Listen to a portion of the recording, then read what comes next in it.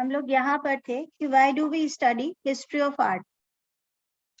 History of art पढ़ने की हमें जरूरत क्यों होती है, हम हिस्ट्री ऑफ आर्ट क्यों पढ़ते हैं, उसका कंटेक्चुअल पर्पस क्यों क्या होता है। एक्चुअली क्या होता है कि कोई भी आर्ट वर्क जब क्रिएट किया जाता है तो हिस्ट्री, वो जो टाइम है वो हमें उसका कंटेक्स्ट बताता है। ये बिल्कुल उसी तरह से है जैसे हम लोगों ने कभी पढ़ा होगा, जब हम लोग छोटे होंगे तब पढ़ा होगा हम लोगों ने कभी रेफरेंस टू द कॉन्टेक्स्ट पढ़ा है।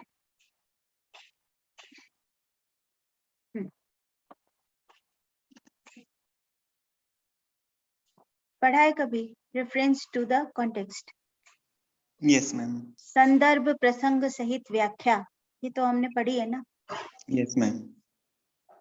जो हमारा संदर्भ है वो क्या है, किसी भी कलाकृति का वो संदर्भ हमें याद रखना है और अपने डिस्क्रिप्शन में मेंशन करना है।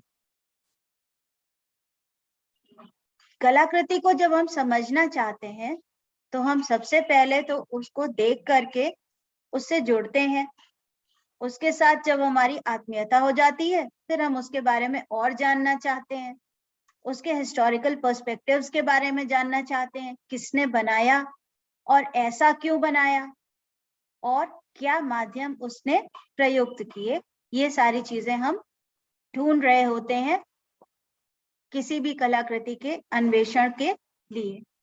Moreover, for understanding the artworks, the knowledge of the skill is also necessary.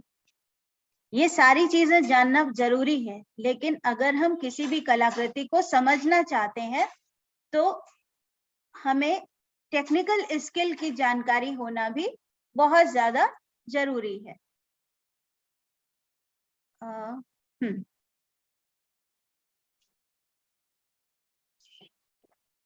Technical skill की जानकारी होना क्यों जरूरी है?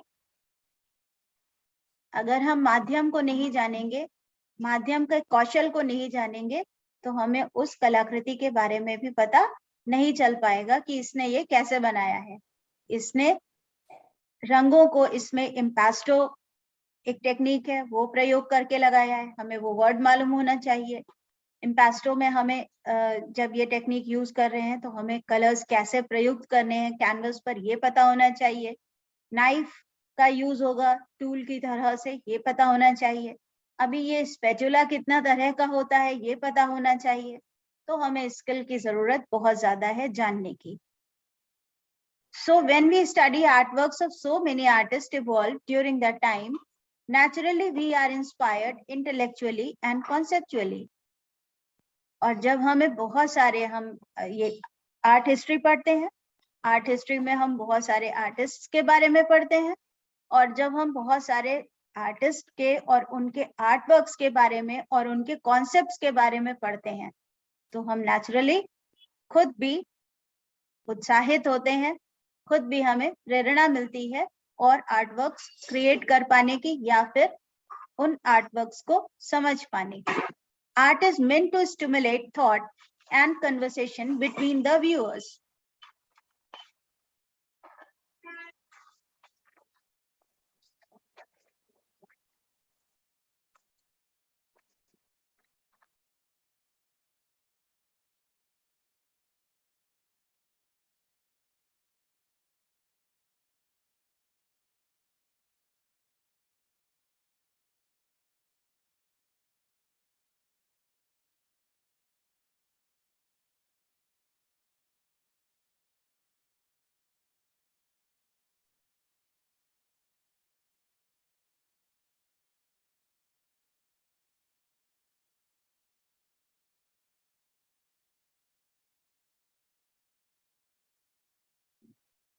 Hello hello. अब वो आवाज थोड़ी रुक गई थी ना इसीलिए मुझे लगा। नहीं नहीं, मैं बोल रही हूँ। अच्छा। So that makes understanding of art so important in bringing that one final element to complete the artwork and our interpretation. इसका मतलब आर्ट वर्क को समझना बहुत जरूरी है हम लोग एक स्लाइड आगे चले गए थे, sorry. So when we study artworks of so many artists evolved during the time, naturally we are inspired intellectually and conceptually.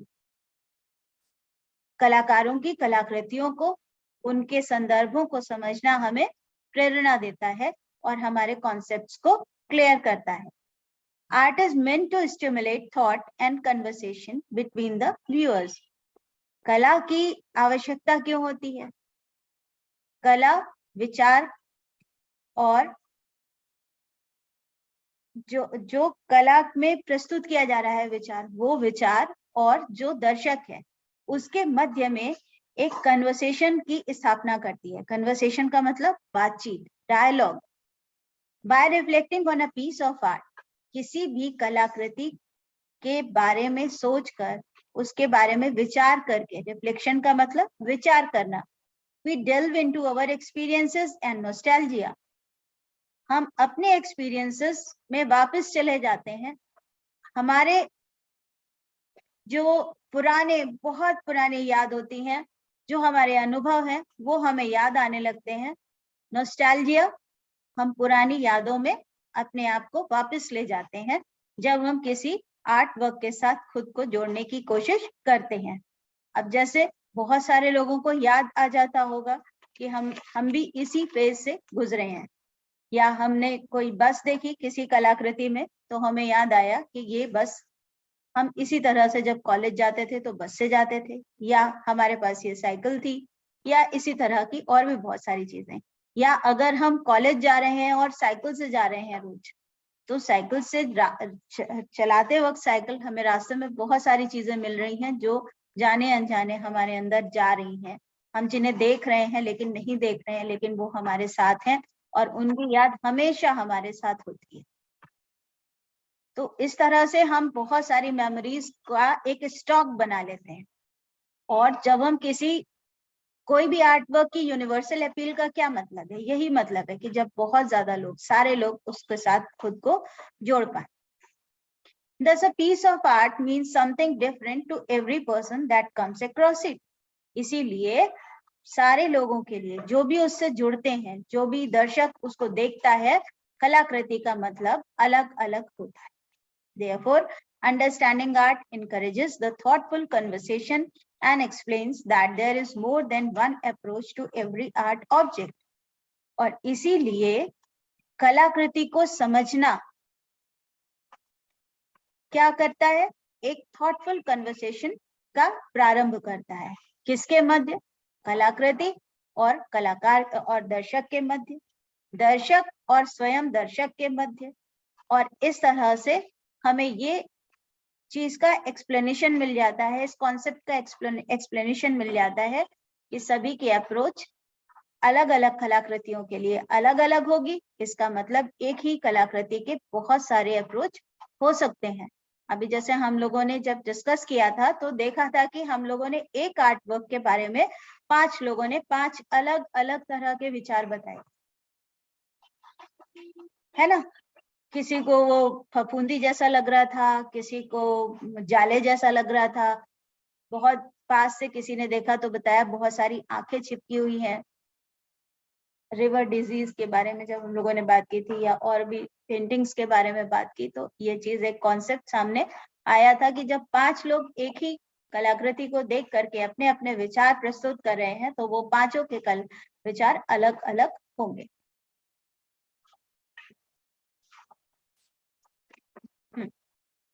So when art is meant to express something that we ourselves feel unable to express or convey, it evolves feelings and emotions through its visual mediums. तो अगर कला का अर्थ किसी चीज को express करना है, अगर हम कलाकृति के द्वारा कुछ एक्सप्रेस करना चाहते हैं, तो हमें पक्का पहले तो वो चीज खुद फील करनी होगी. और उस चीजों को हम जब शब्दों में व्यक्त कर पाने में असमर्थ हैं तो हमने उसके लिए मीडियम्स ढूंढ लिए. और वो मीडियम्स उस कलाकृति के इवोल्यूशन में एक मेजर पार्ट, एक मेजर रोल प्ले करते हैं. और इस तरह से जो मीडियम्स हम यूज कर रहे हैं, जो भी ऑब्जेक्ट्स हम यूज कर रहे हैं किसी भी कलाकृति को क्रिएट करने में, किसी भी आर्ट को फॉर्मुलेट करने में, वो मीडियम्स क्या करते हैं, उस कलाकृति की फीलिंग्स को कन्वे करते हैं, उसको आर्ट जो दर्शक है उसमें इवॉल्व करते हैं। और इस तरह से जो इमोशंस कलाकार अपनी कलाकृति और उसमें प्रयुक्त ऑब्जेक्ट्स और माध्यम के द्वारा देना चाहता है, उसे वो दर्शक पूरी तरह से आत्मसात कर सकता है, फील कर सकता है। क्या ऐसा होता है? क्या कोई ऐसा आपके पास में इंस्टेंस है, कोई एग्जाम्पल है जो हम एक्सप्लेन कर रहे हैं तो आपने कभी ये चीज महसूस की हो? ऐसा होता है कभी आपके साथ, कभी हुआ है? मैम होता है, लेकिन एग्जाम्पल अभी याद नहीं आ रहा है, लेकिन ऐसा होता है। थोड़ा सा सोच के बताइए, एग्जाम्पल बहुत आसानी से याद आ जाएगा। मैडम कैसे? मैम एक बार और दोहराइए, मैं कंफ्यूज फंस हो गया। मैं मैम एक बार और बता दीजिए। नहीं समझ पाई आपकी बात, क्योंकि थोड़ा आवाज नहीं साफ थी। मैम मैं ये रिपीट कह रहा करने हूँ कि के एक लिए बार बोल और रहे थोड़ा हैं। सा बता दीजिए मुझे, फिर मैं बताता हूँ। ओके। हाँ। ये ये कहना चाहता है, मतलब इस सेंटेंस के द्वारा ये बात कही गई है कि आर्ट का जो काम है वो क्या करना है, कम्युनिकेट करना है। क्या कम्युनिकेट करना है? कलाकार की वो अव्यक्त स्थिति, मन स्थिति, जिसे वो किसी भी वर्बल लैंग्वेज में, टेक्सुअल लैंग्वेज में अभिव्यक्त नहीं करना चाहता। हम कलाकार हैं, हम टेक्स्ट में कोई भी चीज क्यों लिखेंगे? हम गीत, कहानी, कविता नहीं लिख रहे। हमारे गीत हमारी कलाकृतियां हैं। तो हम हमारी कलाकृतियों में एक बिंब तैयार कर रहे हैं, विजुअल तैयार कर रहे हैं, नैरेटिव तैयार कर रहे हैं। वो कैसे हो सकता है नैरेटिव? एब्स्ट्रैक्ट भी हो सकता है, क्योंकि भावनाएं एब्स्ट्रैक्ट है, तो हमारा नैरेटिव एब्स्ट्रैक्ट हो सकता है। जब हम ऑब्जेक्ट्स लेते हैं तो वो ऑब्जेक्टिफाइड हो जाता है। जैसे अभी हम लोग स्लाइड्स देख रहे थे। हाँ, अतुल ढोडिया का काम मैम, शटर वाला। बिल्कुल बिल्कुल, जो अभी हम लोग स्लाइड्स देख रहे थे जैसे, तो उसमें हम लोगों ने ये सारी चीज देखी कि कोई भी आर्टिस्ट अपनी कलाकृति के द्वारा माध्यमों को प्रयुक्त करके अपने भावों को अभिव्यक्त करने की कोशिश करता है, और माध्यम को वो पूरी तरह से एक्सप्लॉइट करता है। जैसे वो चूज करता है कि हमें कौन से माध्यम से अभिव्यक्ति करनी है। बिल्कुल, है ना? अभी मान लीजिए कि हमने क्या किया, एक कैनवस के ऊपर धागे चिपका दिए। बिल्कुल, ठीक है, और वो धागे हमने चिपकाने के बाद जगह जगह से काट भी दिए। तो कुछ धागे लटक रहे हैं और कुछ चिपके हुए हैं। तो हमें जो कहना था वो हमने कह दिया। मतलब अपनी वेदना व्यक्त की है मैम उसने, कलाकार ने, कि जो फॉर्म्स को किस तरीके से क्रिएट किया और वो क्या कहना चाहता है। बिल्कुल यही बात मैं कह रही हूँ कि विजुअल लैंग्वेज, विजुअल मीडियम्स क्या करते हैं? भाषा विकसित करते हैं, वो अल्फाबेट्स बन जाते हैं। कलाकार और दर्शक के बीच, दर्शक और स्वयं दर्शक के बीच में जब इमोशंस के कन्वर्जन की बात आती, कन्वर्सेशन की बात आती है, जब हमको ये समझना होता है कि हम इमोशंस को कैसे आइडेंटिफाई करेंगे, तो हमारे लिए हमारी भाषा, हमारे विजुअल मीडियम्स होते हैं। बिल्कुल। So when it is meant to express something that we ourselves feel unable to express, जब कलाकृति कुछ ऐसा व्यक्त करना चाहती है, जब कलाकार अपनी कलाकृति के द्वारा कुछ ऐसा व्यक्त करना चाहता है जिसे वो स्वयं अभिव्यक्त नहीं कर सकता, और कन्वे इट इवॉल्व्स, या फिर कन्वे नहीं कर पा रहा है, तो ऐसी चीजें विजुअल मीडियम्स के थ्रू, जहाँ टेक्स्ट कहने का बिल्कुल साधारण सा मतलब है कि जहां पर शब्द नहीं जो भाव उत्पन्न कर पाते हैं, वो भाव कलाकृति में प्रयुक्त माध्यम, उसकी जो चीजें हैं, क्या क्या हमने, जैसे अभी मैंने बताया धागा इस्तेमाल कर लेते हैं बहुत सारे लोग, और मैंने देखा है, क्योंकि ये पेंटिंग धागे से सिली हुई पेंटिंग, उसको बीच में काटा गया है, वो ब्रूजेस हैं उस जगह पर। तो उस आर्टिस्ट ने क्या डिपिक्ट किया था? कैंसर, स्किन कैंसर, जगह जगह से ब्रूज होकर कटती हुई स्किन, फटती हुई स्किन, और मेडिकल पूरा सारा चीज जहाँ पे बिल्कुल स्लश की तरह निकल रहा है, ऊज होकर बाहर आ रहा है, ये सारा चीज जहाँ से ब्लड निकल रहा है, गॉज है, गॉज भी कट जा रहा है, ब्लड से सोक्ड है। तो ये सारी चीजें उसने क्या किया, वो चीजें पेंट नहीं की, उसने वो सारी एक्चुअल चीजों को यूज किया, सिंथेटिज्म। कुछ वर्ड मैम एक याद है? आर्टिस्ट है ma'am. Yes ma'am. Hello ma'am, एक आर्टिस्ट है अरुण बजाज। हाँ हेलो। हाँ हाँ, तो मैम हेलो। वो क्या करते हैं मैम, जो धागे हैं ना, धागे वो पटियाला के हैं, और धागों से ही मैडम वो टोन वर्क देते हैं। हम्म धागे जो रील के धागे होते हैं, और उनसे ही जैसे सिलाई से ही मैडम वो बहुत अच्छी अच्छी पेंटिंग बनाई है उन्होंने। और वो मतलब वो अपने जो धागे से, जो हम कलर से देते हैं जो चीजें, उन्होंने धागों से दी है। बहुत अच्छी पेंटिंग्स है मैम उनकी, मतलब कैनवासेस पे सब पे बनाई है, और नेशनल अवार्डेड है मैम। और मतलब पद्मश्री वगैरह इस तरीके से मिल चुका है मैडम, राष्ट्रपति के द्वारा भी सम्मानित हो चुके हैं। तो ऐसे धागे से टोन्स क्रिएट करने वाले और भी आर्टिस्ट हैं जिनको मैं जानती हूँ, अरुण बजाज जी भी करते हैं। और धागे को एज अ मीडियम यूज करें, ये तो उन्होंने धागे को टूल की तरह यूज किया, हाँ मैम, बिल्कुल बिल्कुल। डिफरेंस है। हाँ धागे हाँ को उन्होंने टूल की तरह यूज किया, हाँ मगर हाँ। कहीं पर धागे को, गॉज को, पट्टी को, रुई को मीडियम की तरह यूज किया गया। हम्म, समझ गया? हाँ हाँ। यस। कोई चीज को हमने टूल की तरह यूज किया, ब्रश, लेकिन ब्रश हमने सामने रख दिया, अब वो मीडियम हो गया, अब वो आर्ट वर्क का एक कॉन्स्टिट्यूएंट पार्ट हो गया। हम्म, ये डिफरेंस है। हम्म। तो जो विजुअल मीडियम्स हैं वो हमारी अभिव्यक्ति का सहज साधन बन जाते हैं, जब हमें कोई भी बात एक्सप्रेस करनी होती है जो हम शब्दों में एक्सप्रेस करना नहीं चाहते। मैम एक चीज और बताइए मैम, जैसे कुछ पेंटिंग जैसे अब्स्ट्रैक्ट पेंटिंग है मैम, तो मैम ज्यादातर कुछ पेंटर्स उन पर मैम अनटाइटल्ड लिख देते हैं, जिसको मतलब कोई नाम नहीं होता। तो लेकिन मैडम वो पूरी बात तो कह देती है ना उस पेंटिंग में, लेकिन उसमें अनटाइटल्ड क्यों लिखा जाता है? अनटाइटल्ड संभवतः इसलिए लिख देते होंगे क्योंकि स्वयं वो अपनी पेंटिंग के साथ में जितना जुड़ पाए, जितना उसको अभिव्यक्त करना चाहा, उतना उन्होंने किया।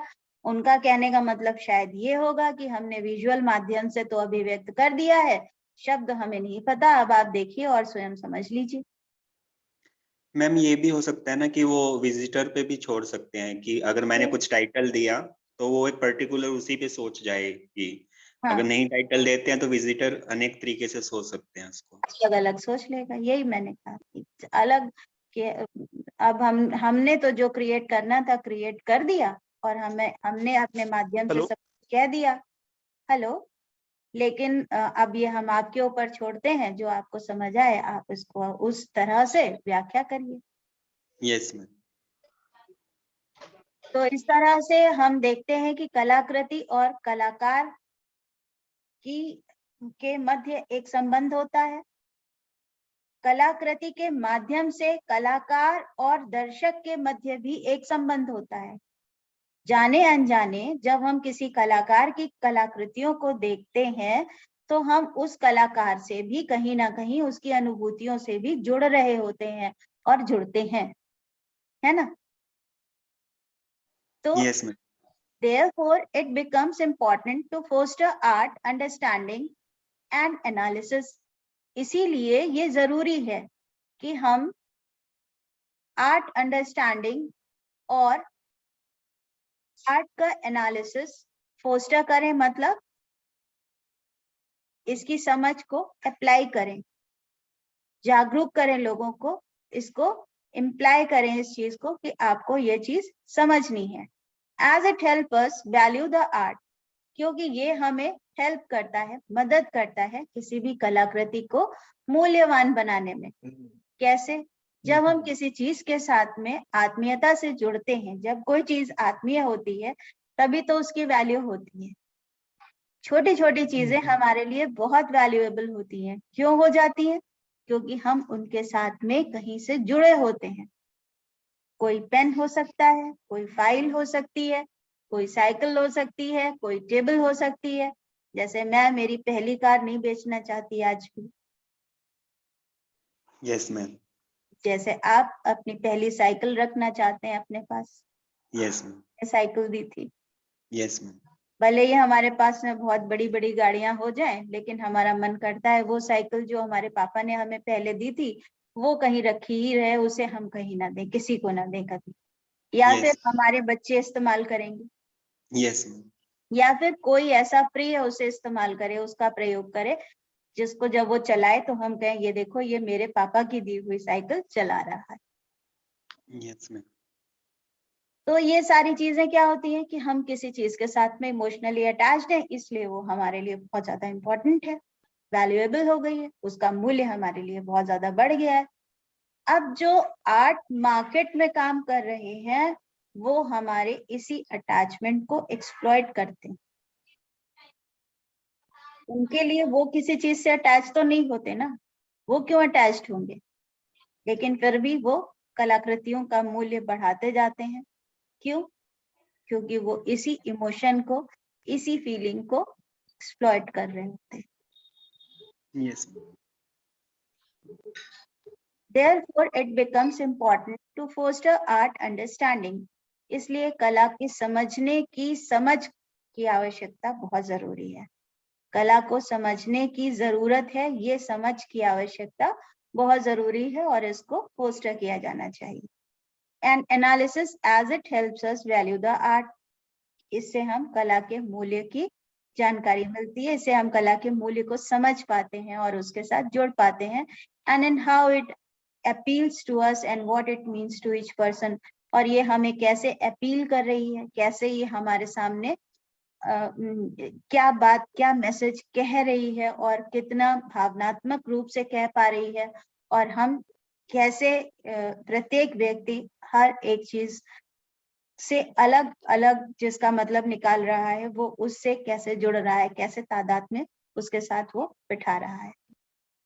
It enables one to critically analyze a work along lines of design, mastery and techniques.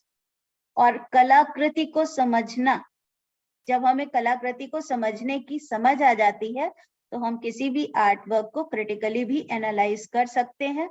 किस तरह से? लाइंस ऑफ डिजाइन, डिजाइन पे के पैटर्न पर कि कैसी उसमें डिजाइन की गई है, मास्टरी एंड टेक्निक्स। मास्टरी का मतलब डिजाइन करने वाला कितना कुशल है और टेक्निक्स उसे कितनी आती हैं, कितना वो स्किल्ड है।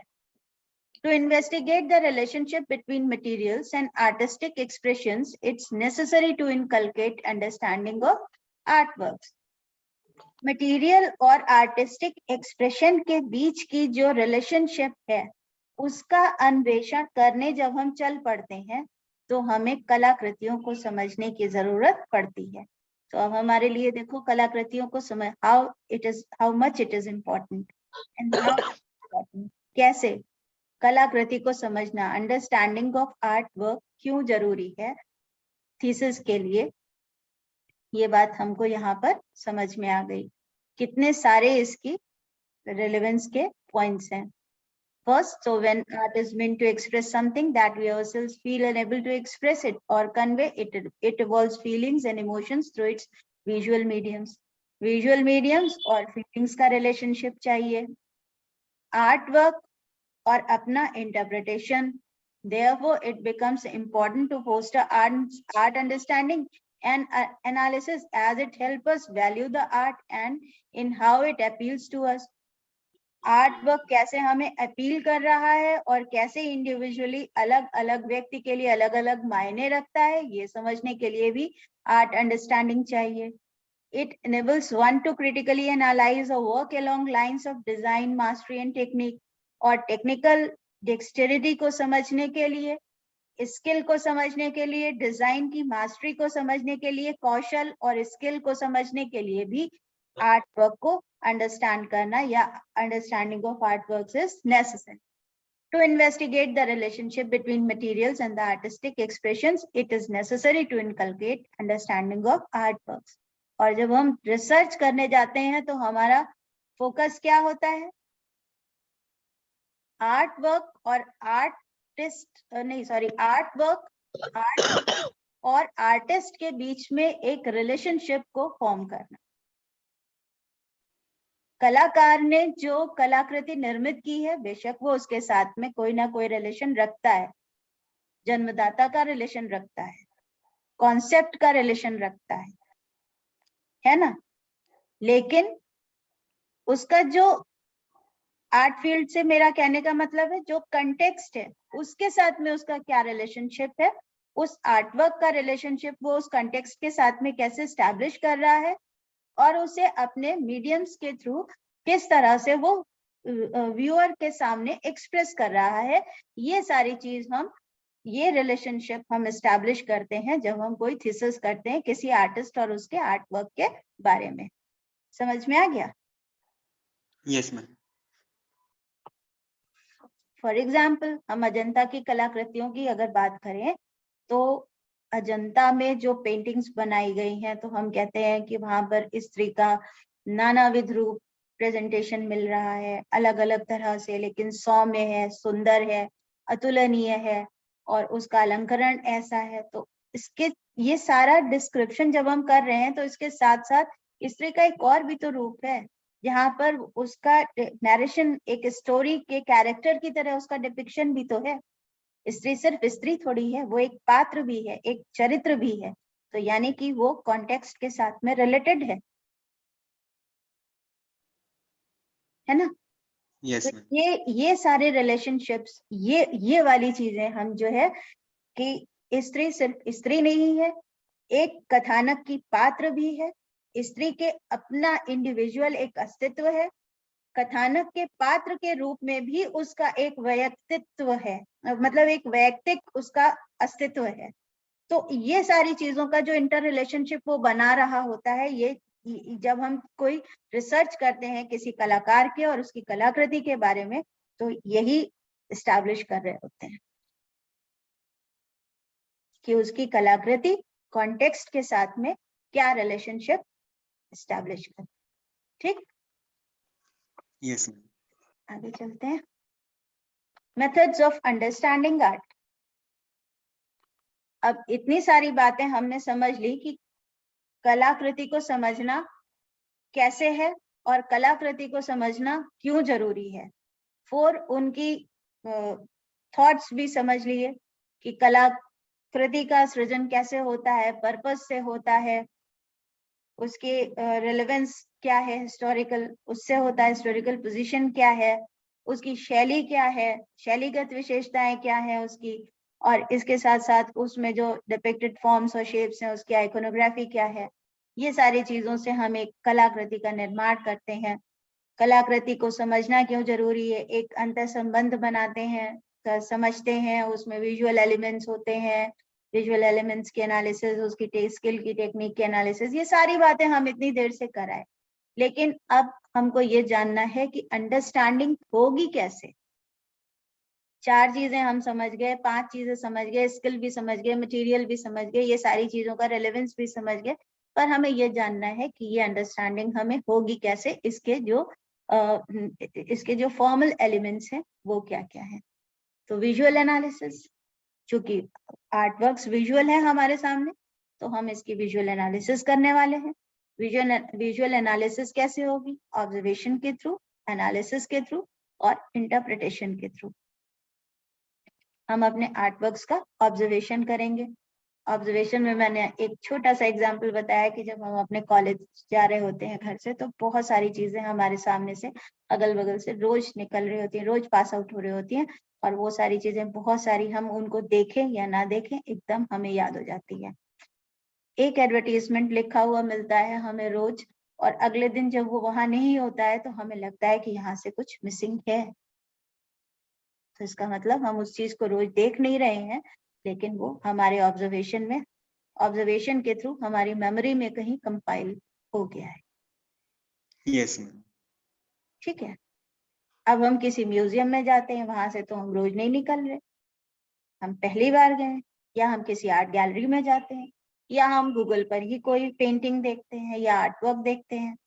तो उसमें तो हम नहीं कह सकते कि हम रोज देख रहे हैं उसको और अगर उसमें कोई चीज मिसिंग होगी तो हमें पता चल जाएगा कि वो मिसिंग है, लेकिन हम वहां भी उसको ऑब्जर्व करते हैं।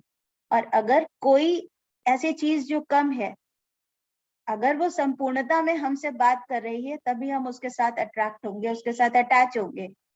और अगर उसमें कहीं कोई बात कम होगी तो हम उसकी तरफ कभी अट्रैक्ट नहीं होंगे, कभी उससे अटैच नहीं होंगे। और वो कमी क्या होगी? टेक्निकल स्किल की कमी एक बार चल जाती है, लेकिन इमोशंस की कमी अगर आर्ट वर्क में है तो वो नहीं चलती, राइट? तो विजुअल एनालिसिस करेंगे हम। विजुअल एनालिसिस करने के लिए 3 स्टेप्स हैं हमारे पास में। First is observation. What is observation? किसी चीज को देखना, उसको समझना। देखना, seeing, looking at something that is different, उसको देख करके उसे आत्मसात करना, उसके गुणों को समझना, अंदर रखना, that is observation. Analysis, analysis का मतलब उसका अच्छा और उसके बुरा, उसके सभी पक्षों का निर्धारण करना। और फिर इंटरप्रिटेशन, जो चीज हमने देखी, जो हमने निर्धारित किया, उसको हमें किस तरह से व्यक्त करना है, वो इंटरप्रिटेशन है। A visual analysis is a method of understanding art that focuses on an artwork's visual elements, such as color, line, texture, and space. Visual analysis क्या है? कलाकृति को समझने का वो मेथड है जिसके थ्रू हम फोकस करते हैं आर्ट वर्क के विजुअल एलिमेंट्स पर। कला के दृश्य तत्वों को समझते हैं, हम उन पर फोकस करते हैं। और वो दृश्य तत्व हमें मालूम है कौन कौन से होते हैं। लाइन होती है, फॉर्म होता है, कलर होता है, टोन होता है, टेक्सचर होता है, स्पेस होता है।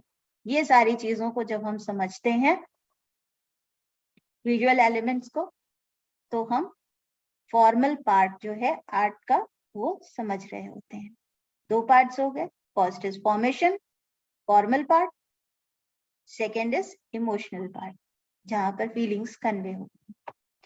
In its simplest definition, it is a description and explanation of visual structure for its own sake. It says, अपनी सबसे साधारण, अगर हम साधारण शब्दों में कहें, जो सबसे आसान शब्द है उनमें कहें, it is a description. Visual description क्या है? वो description है, explanation of visual structure of its own sake. किसी भी कलाकृति का विजुअल स्ट्रक्चर का डिस्क्रिप्शन है और कुछ। डिस्क्रिप्शन क्या होता है किसी भी कलाकृति के विजुअल स्ट्रक्चर का? कि कैसे हमने लाइंस यूज किए हैं, कैसे हमने फॉर्म्स यूज किए हैं, कैसे हमने ऑब्जेक्ट्स को प्लेस किया है, कॉम्पोजिशन के कौन से लॉज को फॉलो किया है, कॉम्पोजिशन को हमने कैसे कंस्ट्रक्ट किया है। तो इसके लिए हमें क्या करना होता है? First identify the initial reaction, जो हमने सबसे पहले किया था। एक कलाकृति को देखा, उसके बारे में नहीं बताया, फिर पूछा कि बताएं इसमें आपको देखकर क्या अच्छा लगा या क्या समझ में आया। तो सबके ही रिएक्शंस अलग अलग आए थे, है ना? एक ही कलाकृति के लिए 5 लोगों ने अलग अलग रिएक्शंस दिए थे। तो हमने क्या किया कि हमको जो सबसे पहली अनुभूति हुई थी किसी भी कलाकृति को देखकर, वही सही होती, वही बताती है कि हम कलाकृति से कितना जुड़ सकते हैं। बाद में जब हमने बताया कि ये लाओकून है, या हमने ये बताया कि ये इजिप्शियन आर्ट पीस है स्क्राइबर का, या हमने ये बताया कि ये जीएस का ऑल्टर ऑफ जीएस का एक पीस है, जिसमें जीएस देखो इस तरह से लड़ रहा है, या हमने ये बताया कि सर्पेडॉन की डेथ है ये, और ये दोनों जो बाहर ले जा रहे हैं इसे बैटल फील्ड से, ये जीवन मृत्यु और निद्रा है। तो हमें उसके नैरेटिव के बारे में पता चल गया, उसके कॉन्टेक्स्ट के बारे में पता चल गया, और तब उसको समझने का हमारा ढंग भी बदल गया। जब हमने बताया कि ये छोटी छोटी आंखें, ये सेरेमिक की आंखें हैं, ये फ्लो, ह्यूमन फ्लो शो कर रही हैं, जो क्यों उन्होंने आंखें क्यों चूज किया आर्टिस्ट ने क्योंकि आंखें इमोशंस को डिपिक्ट करती हैं, इसलिए उन्होंने आंखों को चूज किया और उससे उन्होंने ह्यूमन फ्लो को पूरा का पूरा कंस्ट्रक्ट कर दिया, एक नदी बना दी। जैसे नदी के बहाव में पानी बह रहा है, वैसे ही वहां पर मनुष्य नदी की तरह से उमड़ते हुए चले आ रहे हैं। अब यहाँ पर हमें ये बात समझ में आ गई कि इमोशंस को हम किस तरह से आइडेंटिफाई कर रहे हैं और विजुअल एलिमेंट्स को किस तरह से आइडेंटिफाई कर रहे हैं और कंस्ट्रक्शन के तरीके को, मेथड ऑफ कॉम्पोजिशन जिसको कहते हैं, किस तरह से आइडेंटिफाई कर रहे हैं। चौथी चीज है मीडियम। मीडियम को हम किस तरह से आइडेंटिफाई कर रहे हैं। तो what is the first feeling जो हमें उस आर्ट ऑब्जेक्ट की तरफ अट्रैक्ट कर रही है, उसके आइडेंटिफिकेशन के साथ ही हमारा किसी भी कलाकृति के साथ जुड़ाव प्रारंभ होता है। दूसरा चीज है start by looking at art work for few minutes. किसी भी कलाकृति को हम देखना शुरू करें, से 10 to 15 मिनट्स तक हम उसको देखते हैं, बराबर उसको देखते रहते हैं। और जब हम उसको लगातार देखते हैं तो हमें धीरे धीरे करके उसकी बहुत सारी चीजें जो छुपी हुई होती हैं सामने आने लगती हैं। जैसे शिवा ने बताया कि उस आर्ट वर्क में ताजमहल के सामने जो पेयर है वो एज्ड है, वो यंग नहीं है ना। फिर व्हाट इज द, अब इसके बाद हम क्या करेंगे, now begin note sketching with general questions. Note sketching शुरू करेंगे जो हम लोगों ने फर्स्ट डे की थी। सबसे पहला आर्ट वर्क देखा, उसमें अपने इमोशंस को आइडेंटिफाई किया और उसके बारे में उसके बाद लिखना शुरू किया, दैट इज नोट स्केचिंग। तो हम जब भी थीसिस करेंगे, जब भी हम रिसर्च वर्क शुरू करेंगे, तो हम नोट स्केचेस अपने बनाएंगे, right. What is the subject of the picture. Note sketching के क्या पॉइंट्स होंगे, पिक्चर का सब्जेक्ट क्या है, what is your initial reaction towards it, उसके बाद आपका उस सब्जेक्ट के लिए इनिशियल रिएक्शन क्या है, ठीक है। डज इट अट्रैक्ट्स यू, क्या ये आपको अपनी तरफ आकर्षित कर रहा है।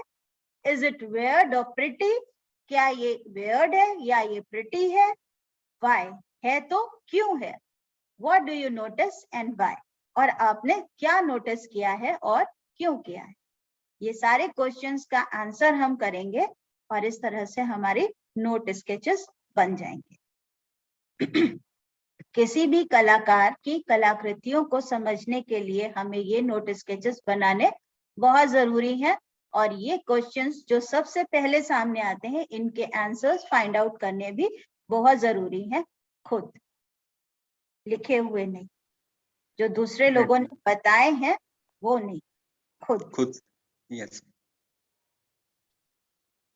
हम आजकल क्या करते हैं, हम मानते हैं गूगल बहुत अच्छा है, हम ये नहीं कह रहे गूगल खराब, गूगलिंग करना खराब है, ये बिल्कुल नहीं कह रहे हैं, क्योंकि हाँ ये हम खुद करते हैं, अपडेट करने के लिए खुद को करते हैं। साइट्स भी खूब सर्च करते हैं, उससे मटेरियल्स भी निकालते हैं, उन मटेरियल्स को कई बार पढ़ाने के लिए भी यूज करते हैं। लेकिन किताबें जो हैं उनका रेलेवेंस इससे कम नहीं हो जाता। गूगल थर्ड स्टेज आ गया। फर्स्ट तो वो थे जिन लोगों ने खुद किया या जो उससे रिलेटेड थे, सेकंड वो थे जिन्होंने उसके बारे में इन्वेस्टिगेट किया और उसके बारे में लिखा टेक्स्ट, थर्ड वो हैं जिन्होंने उनको पढ़ा और उसको गूगल पे फीड किया। Yes ma'am. तो हम यहाँ से यहाँ तक जब आते हैं तो ऑब्वियसली हमारे पास में बहुत कम चीज रह जाती है। जितना डिस्क्रिप्शन आपको बुक में मिल सकता है, जो इंफॉर्मेशन आपको बुक्स में मिल सकती है, टेक्स्ट में मिल सकती है या कंटेम्प्रेरी किसी कैटलॉग में मिल सकती है, वो जरूरी नहीं कि गूगल पे मिल जाए। और ये भी हो सकता है कि उस समय का कोई आर्टवर्क का एग्जीबिशन हुई हो जिस आर्टिस्ट के बारे में आप काम कर रहे हो, और वो कैटलॉगिंग जो की गई हो वो डिजिटल कर दी गई हो, तब ये गूगल पर डिजिटल टेक्स्ट आपके काम आता है। तो इस तरह से हमको सबसे पहले तो इनिशियल रिएक्शंस खुद आइडेंटिफाई करने हैं कि कोई भी चीज हमें कैसी लग रही है, हमको क्या लग रहा है। उन्होंने तो बता दिया, मैम ने तो बता दिया लाओकुन बहुत अच्छा है, लाओकुन जो है वो ये नैरेटिव डिपिक्ट कर रहा है, लाओकुन का जो स्टेच्यू है वो ये बता रहा है, ये उसके 2 सन्स हैं, ये सर्पेंट्स हैं, ये ट्रोजन पूरा एक कंटेक्स्ट है जिसमें ट्रॉय की पूरी कहानी बनी हुई है। लेकिन हमको क्या फील हो रहा है देख करके? क्या वो पैथोस फील हो रहा है? मैम ने नहीं बताया था तो क्या हम ये समझ पाए थे कि यहाँ पर इमोशनल अपील क्या है? क्या हम तब ये जान पाए थे कि ये आदमी इतनी वेदना में है, ये व्यक्ति मर रहा है, इसके बच्चे भी मर रहे हैं, और इसलिए ये इसकी जो तकलीफ है वो और ज्यादा बढ़ गई है क्योंकि ये खुद मर रहा है और इसके बच्चे भी मर जा रहे हैं उसके साथ में। उसको मालूम है कि उसको उन तीनों को ही ये खत्म कर देंगे सांप। तो ये जो इमोशनल एक कैरेक्टर है इस चीज का, अगर हम ये नैरेटिव ना बताएं तो क्या ये उतना ही अपीलिंग है उस आर्टवर्क में? This is to be thought, ये सोचने की जरूरत है। ये एक एग्जाम्पल है, आप लाओकुन पर नहीं करने जा रहे हैं, ये एग्जाम्पल। यस। तो हमने जो आर्टवर्क्स देखे आज, यहाँ पर जो स्लाइड्स हैं उनके बारे में आप छोटे छोटे से नोट स्केचेस प्रिपेयर करने की कोशिश करिए कि आपका इनके बारे में क्या इनिशियल रिएक्शन है, क्या ये आपको अट्रैक्ट करते हैं, क्या ये वियर्ड और प्रिटी हैं, या अगर हैं तो क्यों है, and what do you notice, इनमें आप क्या नोटिस कर रहे हैं और क्यों कर रहे हैं। तो इससे आपको कलाकृति को देखना आएगा, इसको कहते हैं ऑब्जर्वेशन। ठीक है, आगे चलते हैं। यस। ऑब्जर्वेशन के बाद आता है डिस्क्रिप्शन। डिस्क्राइब कैसे करेंगे? Think about whether a narrative or theory is depicted even if you don't know what it is. आप किसी भी कलाकृति के साथ में एक नैरेटिव जोड़ने की कोशिश करिए। हम नहीं जानते लाओकुन की कहानी, हम नहीं जानते लाओकुन का कॉन्टेक्स्ट, नहीं समझ रहे हैं कि ट्रॉय क्या था, नहीं जानते ट्रोजन वार क्यों हुआ था, क्यों वहां पर सांप भेजे गए थे, क्यों वो लकड़ी का घोड़ा उस जगह छोड़ा गया था, और क्यों उन सांपों को भेजा गया था उस प्रीस्ट और उसके दोनों बच्चों को खत्म कर देने के लिए। लेकिन इन सब के बावजूद जब हम वो एक आर्टवर्क देखते हैं लाओकुन का, जब हम वो आर्टवर्क देखते हैं, जस्ट एक मिनट हम वहां चलते हैं वापस।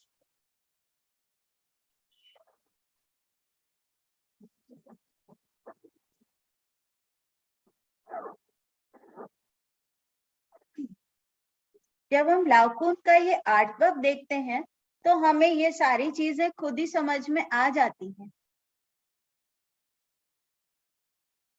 है ना। उसका नैरेटिव हमें नहीं मालूम है लेकिन हम एक स्टोरी तो कंस्ट्रक्ट कर सकते हैं कि ये व्यक्ति क्या कर रहा है, ये सब क्या है, ये दोनों कौन है नहीं मालूम हमें, लेकिन 2 आकृतियां यहाँ पर हैं, कुल मिलाकर के 3 आकृतियां हैं। इनका बैलेंस क्या है, इनका कॉम्पोजिशन कैसे है, इनका कॉम्पोजिशन का कंस्ट्रक्शन क्या है, ये सारी चीजें हम लोग बहुत अच्छी तरह से खुद ही समझ सकते हैं। ठीक है, तो हम यही कहना चाहते थे। वापस अपनी स्लाइड पर आते हैं। और मैम बॉडी जेस्चर से भी उनका ऐसा फील हो रहा है कि वो बचाव की उसमें इमोशंस में है। बॉडी जेस्चर से भी यही फील हो रहा है। ये देखो जरा सा, इनका जो बॉडी जेस्चर है वही तो कमाल का है। Yes ma'am. ये चीज जो है, ये देखो। Yes ma'am. है ना। ये चीज यस, देखो, फेस फीचर्स भी सब। ये चीज देखो,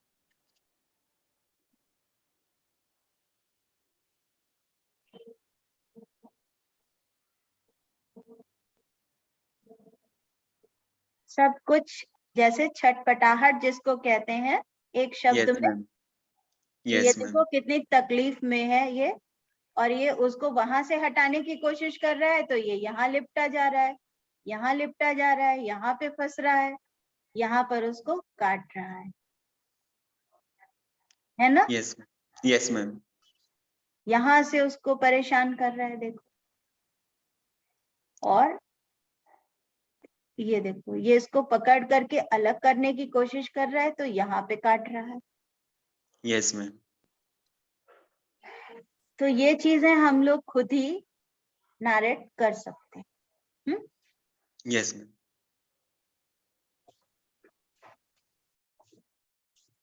इसी तरह से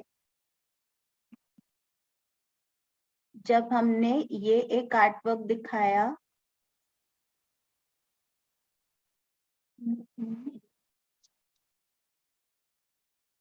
हाँ ये, अब इसमें भी यही चीज है कहीं कि हम नहीं जानते हैं नरेशन, इसका पीछे की कहानी हम नहीं जानते कि क्या है, ठीक है। लेकिन फिर भी हम एक कहानी इसको देख करके कॉन्स्ट्रक्ट कर सकते हैं ना। यस मैम, और हमने जैसा कि बताया कि इसमें 2 डायमेंशनल पेंटिंग है। कागज पर आर्टिस्ट को पर्सपेक्टिव बनाना नहीं आ रहा है, उसको नहीं मालूम है, उसको डिस्टेंस बनाना नहीं आ रहा है, लेकिन फिर भी वो क्या कर सकता है, डिस्टेंस और टाइम दोनों चीजों को वो बना सकता है। उसके बनाने के अपने तरीके हैं और जिनके थ्रू उसने ये बनाया है। यस मैम, दिन का समय है कि रात का समय है, आप देखकर बहुत अच्छे से समझ सकते हो। ये जो टाइम का कॉन्सेप्ट हमारी पेंटिंग में है, ये बहुत गजब की चीज है। 4th dimension of art. Yes ma'am, यहाँ पर कि हमको कैसे काम करना है, डिस्क्रिप्शन कैसे करना है। And if there is no story, then what do you think the artist is focusing on instead? और अगर उसमें कोई कहानी है ही नहीं, तो फिर आपको क्या लगता है कि आर्टिस्ट किस चीज पर फोकस कर रहा है? ठीक है। The area of the artworks that you find most striking. और उस कलाकृति में ऐसे कौन से एरिया है, ऐसा कौन सा क्षेत्र है जो आपको सबसे ज्यादा अट्रैक्ट करता है, जिसको देख करके आपको लगता है कि ये वाह, ये क्या बात है, कितना बढ़िया बनाया गया है। The basic subject matter of the painting. किसी भी पेंटिंग का बेसिक सब्जेक्ट मैटर क्या होगा? जैसे हम लोगों ने विक्ट्री ऑफ सामथ्रेस देखा था, नहीं मालूम है उसका यस कितना, मैम, बहुत बिल्कुल बस कुछ फ्रेगमेंट्स में हमारे सामने है। लेकिन जब हमने उसकी स्टोरी को पढ़ा, जब उसके बारे में पूरा रिसर्च किया, तब हमें पता चला कि वो शायद एक शिप के ऊपर खड़ी हुई थी, गॉडेस का स्कल्पचर। तो उस पेंटिंग का, उस आर्ट वर्क का क्या सब्जेक्ट मैटर है, ये भी हमें बहुत बार इन्वेस्टिगेट करना पड़ता है। रेलेवेंट नहीं होता है, रिवील नहीं हो रहा होता है, लेकिन हमें उसको इन्वेस्टिगेट करना होता है। जैसे liberty leading the people, death of मारा, है ना। ये सारी चीजों यस में मैम, हमारे सामने जो चीज आ रही है, जो सीन हमारे सामने आ रहा है, वो डिफरेंट है। और जब हम उसको उसके बैकग्राउंड के साथ, उसके कॉन्टेक्स्ट के साथ में स्टडी करते हैं, तब वो पूरी तरह से क्लियर होता है हमें कि एक्चुअली ये बात ये थी, यस ये मैम, हुआ था। तो अब हम आते हैं यहाँ पर, next move to the specific visual qualities. यहाँ पर आ गया डिस्क्रिप्शन क्या है। Think about whether a narrative or theory is depicted, even if you don't know what it is. And if there is no story, then what do you think the artist is focusing on instead? The areas of the artworks that you find most striking, the basic subject matter of the painting. और फिर आते हैं हम यहाँ पर, next move to the specific visual qualities and observe the painting considering each. अभी हमने क्या देखा? ऑब्जर्वेशन देखा. फिर हमने उस ऑब्जर्वेशन में क्या महसूस करते हैं, क्या देख रहे हैं, वो देखा, कि वो समझा. उसके बाद में उसको डिस्क्राइब कैसे कर रहे हैं, उसमें डिस्क्रिप्शन में क्या करना है हमें, सब्जेक्ट क्या है, नैरेटिव क्या है, ये समझा. अब आते हैं हम विजुअल एलिमेंट्स के एनालिसिस पर. विजुअल एलिमेंट्स कौन कौन से हैं? स्टाइल. स्टाइल में it is realistic, expressionistic, classical और what style it is. Colour. Colour को हम सिंबॉलिकली यूज कर सकते हैं, symbolically used or realistically used, their tones and hues. Then lines. Lines कैसे यूज की गई हैं? जैसे मैंने बताया था कि diagonal lines यूज की गई हैं anguish शो करने के लिए. लिबर्टी लीडिंग द पीपल में आपने देखा कि हॉरिजॉन्टल के ऊपर वर्टिकल लाइन का प्लेसमेंट है डायरेक्टली, ताकि उसको फॉर्मनेस दी जा सके, है ना? Yes ma'am. इस तरह से सजेस्टिव लाइंस जो होती हैं वो हमें कलाकृति के मंतव्य की ओर, उसके भाव की ओर ले जाती. जरूरी नहीं है कि सारी लाइंस बनाई ही गई हो, जैसे गॉगविन बनाया करते थे मोटी मोटी रेखाएं, जरूरी नहीं है कि सारे लोग वो मोटी मोटी रेखाएं बना ही रहे. ओके. फिर suggestions by line. Suggestions by line से हमारा यही तात्पर्य है.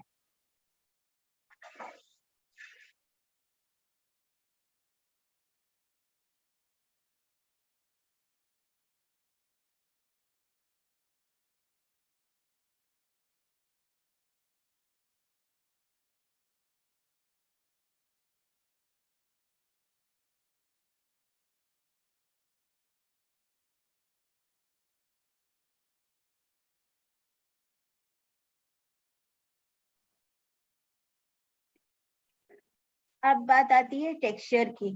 क्या टेक्सचर यूज किया गया है? बहुत बार हम बहुत सिंपल टेक्सचर यूज करते हैं, स्मूथ होता है, जैसे अवनींद्रनाथ की भारत माता का चित्र. Yes ma'am. यस और मैम. बहुत बार टेक्सचर जो होता है वो बहुत ज्यादा कॉम्प्लिकेटेड होता है, यस मैम. जैसे पोलॉक की action painting. Yes ma'am. Krishna Reddy. हाँ. बहुत बार हम टेक्सचर्स को यूज करते हैं अपने इमोशंस कन्वे करने के लिए. बहुत बार तो अब तो ये भी होने लग गया है कि सिर्फ टेक्सचर्स ही क्रिएट कर दिए जाते हैं और टेक्सचर्स में ही पेंटिंग कंस्ट्रक्ट कर दी जाती है. हम लाइंस की ओर आगे जाते ही नहीं, हम फॉर्म्स की ओर आगे जाते ही नहीं, हम टेक्सचर्स के थ्रू ही पेंटिंग को कंस्ट्रक्ट कर देते हैं. Yes ma'am. स्पेस. स्पेस वो जगह है जहां पर हम अपने ऑब्जेक्ट्स को प्लेस करते हैं, चाहे वो ह्यूमंस हो, एनिमल्स हो, डेली यूज के नॉन लिविंग ऑब्जेक्ट्स हो. हमारी पेंटिंग में ये सारी चीजें ऑब्जेक्ट्स हैं. ठीक है. तो इन Yes, ma'am. ऑब्जेक्ट्स को हम यूज करते हैं और इनको संजोते हैं किसी जगह पर. तो जिस जगह संजो रहे हैं वही हमारा स्पेस है. उस स्पेस का हम प्रयोग कैसे कर रहे हैं ये भी कमाल की बात है. Artist Yes. तरह तरह से करते हैं. अभी हम आपको कुछ पेंटिंग्स दिखाएंगे. मुझे लगता है कि ये सारे विजुअल एलिमेंट्स को हम लोग वहीं पर डिस्कस करेंगे तब. Yes. कॉम्पोजिशन क्या है, कॉम्पोजिशन के रूल्स क्या है, कॉम्पोजिशन के लॉज क्या है, ये सारी चीजें भी यहाँ पर बहुत ज्यादा जरूरी हो जाती हैं. कैसे लाइंस को कैसे कंपोज किया, टेक्सचर को कैसे यूज किया, स्पेस को कैसे यूज किया, कलर को कैसे यूज किया, कलर हार्मोनी क्या है, कलर बैलेंस क्या है, ऑब्जेक्ट की हार्मोनी क्या है, ऑब्जेक्ट का बैलेंस क्या है, पर्सपेक्टिव क्या है, फोरशॉर्टनिंग क्या है, aerial, linear, one point, bird eye view, सारी चीजें, सारी टेक्निक्स तो हैं यहाँ पर. तो ये सारी चीजों का हमें एनालिसिस पता होना चाहिए, हमें मालूम होना चाहिए कि आर्टिस्ट ने ये इमोशन डिपिक्ट करने के लिए ये टेक्निक का सहारा लिया। यस ठीक मैम। है, अब स्केल भी बहुत एम्फेटिक चीज होती है। एम्फेसिस जो है बड़े होने का भी होता है। वही कलर ब्लॉक हम छोटा देखते हैं, हमें कुछ प्रभावित नहीं करता इस छोटे से स्क्रीन पर रॉथको का, और वही रॉथको का कलर ब्लॉक हम बहुत बड़ा सा देखते हैं, तो जब हम देखते हैं तो ऐसा लगता है कि वो हमारे ऊपर सबमर्ज, मतलब हम उसमें सबमर्ज हो जा रहे हैं, वो हमें ओवरलैप कर रहा है।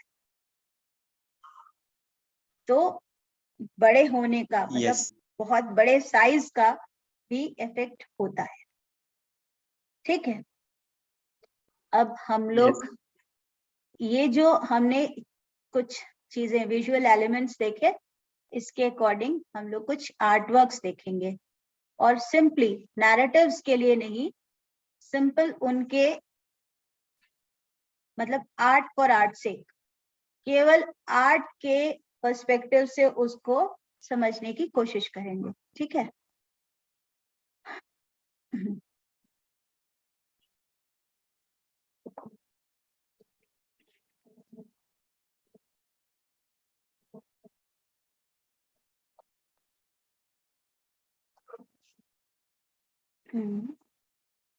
ये देखा बीच में, यस और मैम।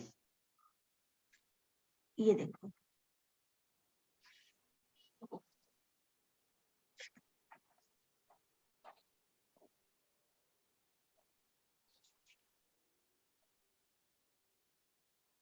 क्या कोई कह सकता है कि इस आर्टिस्ट को पेंटिंग करना नहीं आता था इसलिए इसने ऐसा बना दिया है?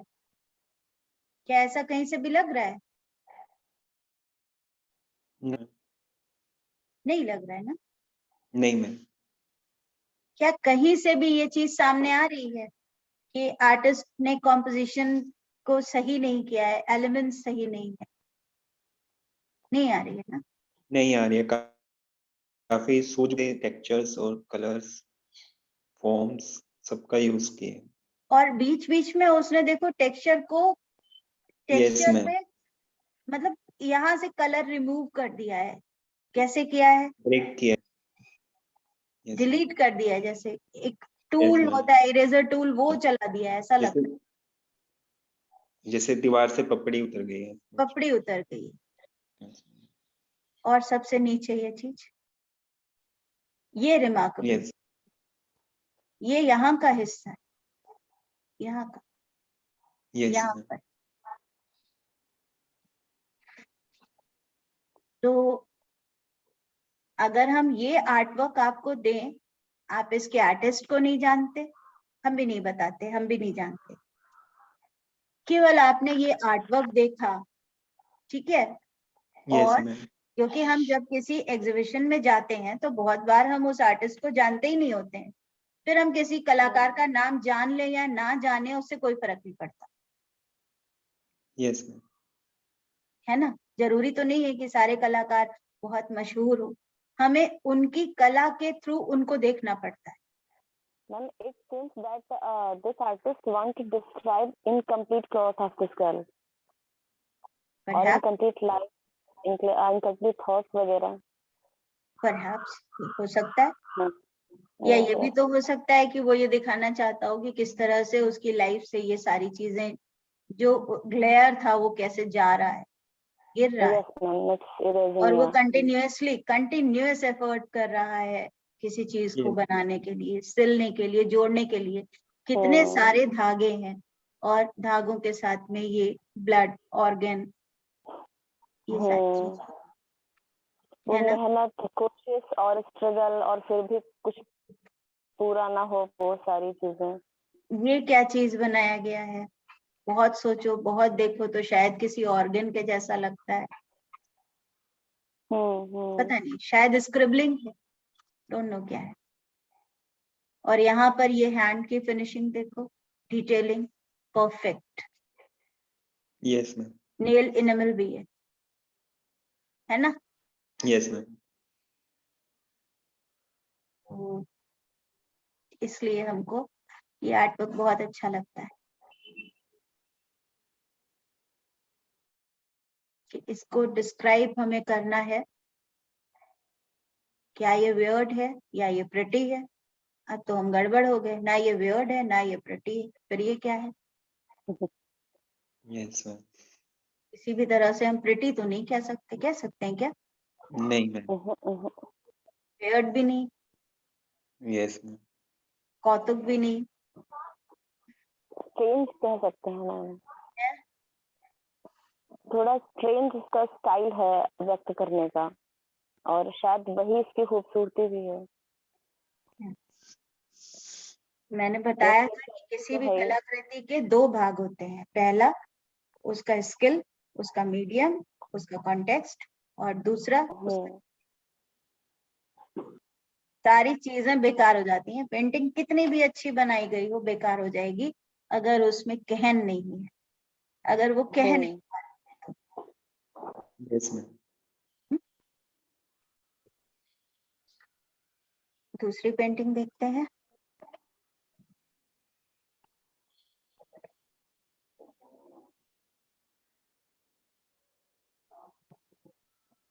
इसको इस जगह पर ये देखो,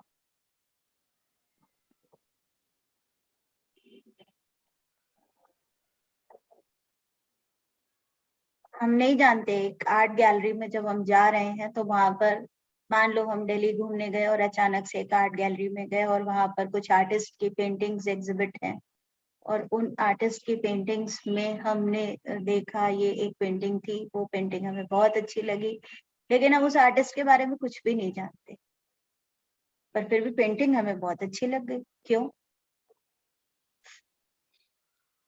और हमने उसको अपने कलेक्शन में रख लिया।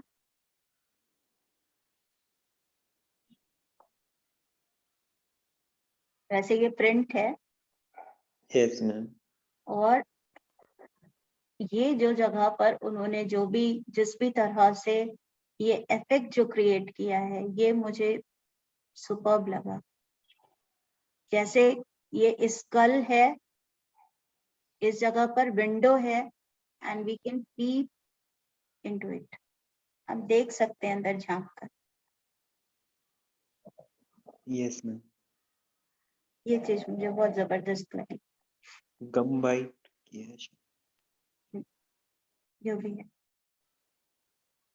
ये जगह पर ऐसा लग रहा है कि जैसे विंडोज हैं and we can go into them. Yes.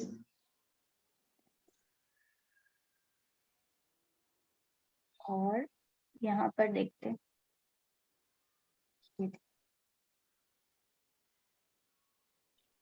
ये जो चीज क्रिएट किया गया है, ये क्या ऑर्गन्स हैं, क्या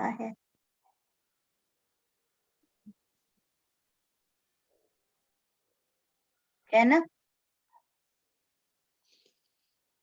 ये आपको सोचने पर मजबूर कर रहा है ना।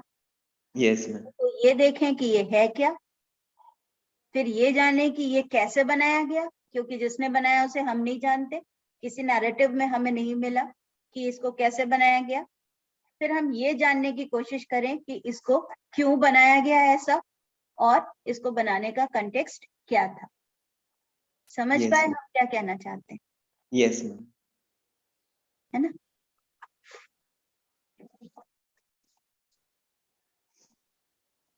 इसके बारे में तो सब जानते होंगे।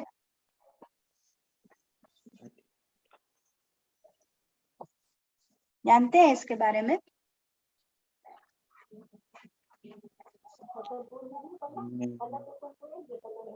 अच्छा, इसको ढूंढिएगा। Yes ma'am.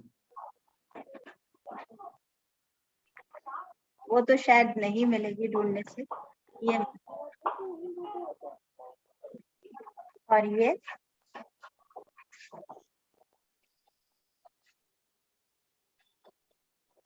नो जब मैम। हम जब हम बॉडी के फॉर्म और शेप की बात करते हैं, जब हम इम्पास्टो या किसी और टेक्निक की बात करते हैं, जब हम स्फुमेतो की बात करते हैं, तो क्या हमको कलर की एप्लीकेशंस। हाँ कलर की एप्लीकेशन। ये इम्पेस्टो है ना मैम? हाँ क्या कह रहे हैं? मैम ये इम्पेस्टो है इम्पेस्टो जी। नाइफ से है। और मुझे जिस वजह से ये आर्ट वर्क अच्छा लगा, ऑब्जेक्ट का प्लेसमेंट, फॉर्म का कंस्ट्रक्शन। यहाँ पर बहुत सारे ऑब्जेक्ट्स नहीं है, एक ही व्यक्ति है, उसका हाथ है, और जैसे उस हाथ के अंदर तितली है और वो उसको देखने की कोशिश कर रहा है। मुझे नहीं मालूम, ये मेरा इंटरप्रिटेशन है, पर ये कुछ अंदर है उसके पास में, उसके हाथों के बीच में, जिसको वो देखना चाहता है। यस मैम ऐसा ही लग रहा है। मुझे नहीं मालूम, ये मेरा इंटरप्रिटेशन है कि क्या है वहाँ। मैंने कहा कि शायद ऐसा कुछ है, पर वो कुछ है जो क्यूरियोसिटी जो है वो क्रिएट करता है। कुछ ऐसा है जो मतलब मुझे बहुत ज्यादा अट्रैक्ट करता है इस पेंटिंग को। नहीं है मैम। बिल्कुल है। एक चीज हाँ, इसमें, हाँ बोलिए। कलर कलर एप्लीकेशंस के साथ जो है हैंड किया है और उसके साथ उंगलियों के साथ जो जेस्चर उंगलियों का है मूवमेंट, जहाँ पे ये चीज देखिए। ट्रायंगल क्रिएट कर रहा है, हाँ। मूवमेंट दे रहा है, और हाँ साथ के साथ जो इमोशंस उन्होंने उसको देखने का किया है। हाँ हम भी करते हैं, जैसे बहुत, जैसे एक वो चमकने वाला रहता था रात में, उसको पकड़ते थे जब वो शाइन करता था। जुगनू जुगनू right? जुगनू जुगनू। हम्म। यस तो मैम, उसी ये चीज देखो, ये एक चीज गौर किया कि इसके बीच में ये एक पूरा कलर प्लेन है, और ये जो कलर है ये बीच में ये पूरा एक न्यूट्रल टोन से फिलअप कर दिया गया है। Yes ma'am. ये जो आप कलर एप्लीकेशन की बात कर रहे हैं, ये हाईलाइट है, ये सारे न्यूट्रल टोन्स हैं, और ये भी न्यूट्रल टोन है, सिर्फ लाइन से इसको निकाला गया है। क्या ये फॉविज्म की टेक्निक नहीं थी? थी ना? यस मैम आतिश। फावस ने इस्तेमाल किया है। फॉविस्ट तो नहीं है ये आर्टिस्ट, उसने कलर्स तो वो नहीं यूज किए, लेकिन टेक्निक उसने वो यूज करी। Yes ma'am. ये बताना चाहते हैं। ये हम तभी कोरिलेट कर पाएंगे यहाँ पर जब हम ये सारी चीजें जानते होंगे। Yes ma'am. जानते नहीं होंगे तो कोरिलेट भी नहीं कर पाएंगे। जैसे अभी हमने कोरिलेट किया था इजिप्शियन पेंटिंग के प्रोफाइल इमेजेस को और इंडियन पेंटिंग के प्रोफाइल इमेजेस को। दोनों जगह पर प्रोफाइल चेहरा है, धड़ सामने का है, नीचे का हिस्सा फिर से पैर जो है वो फिर से प्रोफाइल है, लेकिन दोनों के डिपिक्शन में बहुत बहुत ज्यादा डिफरेंस है। दोनों को पर्सपेक्टिव नहीं आता, दोनों 2 डायमेंशनल स्पेस पर पूरा कंस्ट्रक्ट कर देते हैं, लेकिन फिर भी दोनों के कंस्ट्रक्शन में बहुत बहुत ज्यादा डिफरेंस है। तो ये सारी चीजें, ये एनालिसिस, ये समझ हम तभी कर पाएंगे जब हम ये आर्टवर्क्स के स्टाइल्स को जानते होंगे। नहीं जानते होंगे तो नहीं कर पाएंगे। Yes ma'am. ठीक है। और ये पानी है, बस इतना ही है। नाव भी तो है मैम। नाव बहुत सारी हैं, मगर पानी बस इतना ही है। ये देखिए, बस इतना ही है पानी।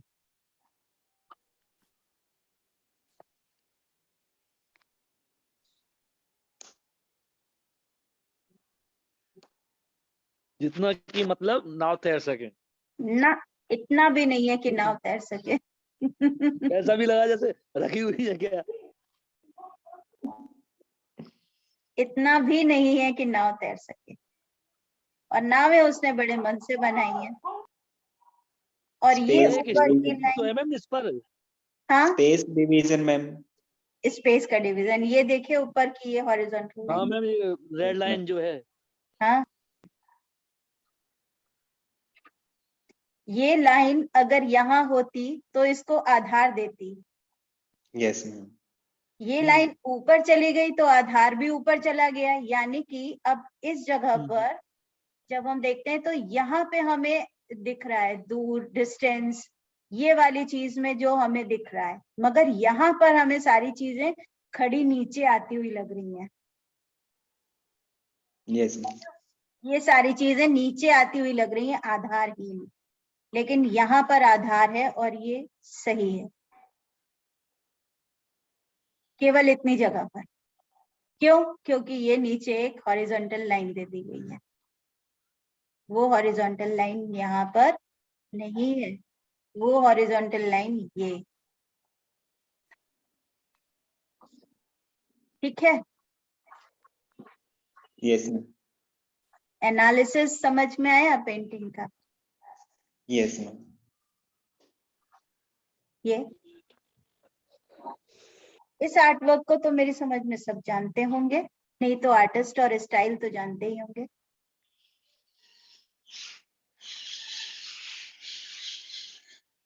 चलो इसका पिक्चर क्लिक करो आप और मुझे कल बताना कि ये किसका है। ये वाली पिक्चर हम्म। मैं इसमें भी मैं 2 पार्ट में डिवाइडेड है ये पेंटिंग्स। फोरग्राउंड और बैकग्राउंड। हाँ, फोरग्राउंड एंड बैकग्राउंड सही है। और आखिरी में ये वाला भी एक हॉरिजॉन्टल लाइन है, ये कौन सी? ये अच्छा ये वाली। हाँ ये हाँ। देखिए, ये एक लाइन ये भी है हॉरिजॉन्टल। तो ये 3 पार्ट्स में हो गई। अच्छा। सबसे आगे ये 2 व्यक्ति हैं, उसके पीछे ये लोग हैं और सबसे पीछे ये घर है, ये मतलब है? मैम ये कुछ बिल्डिंग्स के पीछे जैसे नदी टाइप की कुछ बड़ौदा हाँ। बड़ौदा साइड के आर्टिस्ट शायद इसको और वो फरवरी जो के लास्ट में। पेंटिंग हमने पहले बताई थी उसको ढूंढ के बताइएगा कल गूगल सर्च करके कि ये किसकी है। मैम आपने जो 10 पेंटिंग जो हमने मतलब स्क्रीनशॉट लिए थे उनमें से मैडम मैंने 3 पेंटिंग जो मतलब मिनिएचर टाइप की एंड में जो आपने बताई थी उनके बारे में कुछ लिखना है। हाँ, आप उनके बारे में लिखिए और मुझे बताइए। और जो ये दो पेंटिंग्स हैं इनके बारे में। इनके बारे में तो कल। मैंने कहा कि ये किसकी है, किस आर्टिस्ट का अच्छा, आर्ट वर्क है, ये ढूंढो। बस। और हाँ, बाकी हाँ। तो हम लोग एनालिसिस करने की कोशिश कर रहे हैं इन ब्रीफ। कोई ठीक भी है। आर्ट वर्क को देख रहे हैं, पेंटिंग को, और उसको एनालाइज करने की कोशिश कर रहे हैं कि उसमें इमोशन, देखो हम आर्टिस्ट नहीं जानते, नरेशन नहीं जानते, उसका कंटेक्स्ट नहीं जानते, बिना ये चीजें जाने हुए किसी भी आर्ट वर्क का फर्स्ट अपील क्या है उसको हम अपने विजुअल एलिमेंट्स और उसको कॉम्पोजिशन के जो लॉज है उनके अकॉर्डिंग कैसे हम उनका डिस्क्रिप्शन प्रिपेयर करेंगे, कैसे राइट अप प्रिपेयर करेंगे, बस ये चीज देखने की कोशिश करते हैं। ठीक है। अभी ये एक स्कल्पचर, ये एक स्कल्पचर हैंड ऑफ गॉड, रॉडन का भी एक स्कल्पचर है hands of God.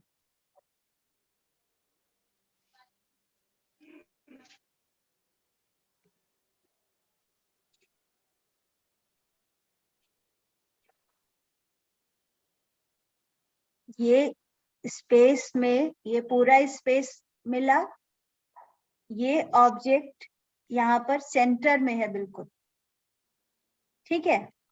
Yes ma'am. और ये अगर उस तरफ से हम देखें, क्योंकि ये तो स्कल्पचर राउंड में देखने के लिए है, तो हम अगर इस तरफ से देखें तो ये बहुत कुछ छुपा हुआ होगा, हमें काफी बड़े साइज का है और थोड़ा सा ऐसे उठ करके देखना होगा इसको कि इसके पीछे क्या है। Yes ma'am. तो देखने की दिशा से चीज बदल जा रही है। अगर ये हम सामने ऐसे फैला करके दे रहे हैं हाथ, तो फिर ये ऐसे है जैसे हम किसी के सामने रख रहे हैं, इसको दिखा रहे हैं कि देखो हाथ में हमारे क्या है। और अगर हम यही हाथ सामने ऐसे से देख रहे हैं तो दिस मीन्स हम देखने की कोशिश कर रहे हैं कि कोई हमें क्या दिखा रहा है या हमें क्या दे रहा है, क्या हमारे सामने प्रेजेंट किया जा रहा है। तो ये दो एस्पेक्ट्स हैं इसके। और इसको देखो, सही,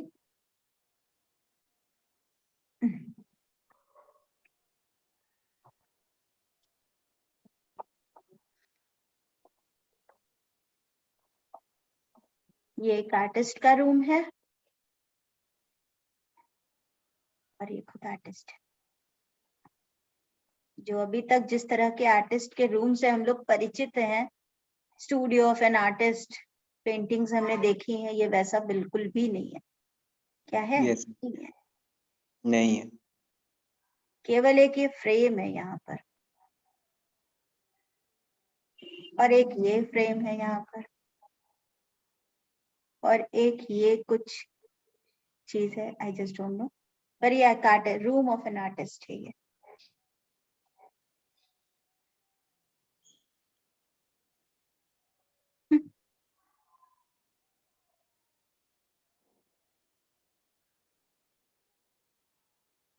ये आप लोग सर्च करने की कोशिश करो कि ये किसका आर्ट वर्क है, ओके। क्योंकि ये बहुत फेमस है। और ये हमने अभी फ्रीडम पर एक और पेंटिंग देखी थी,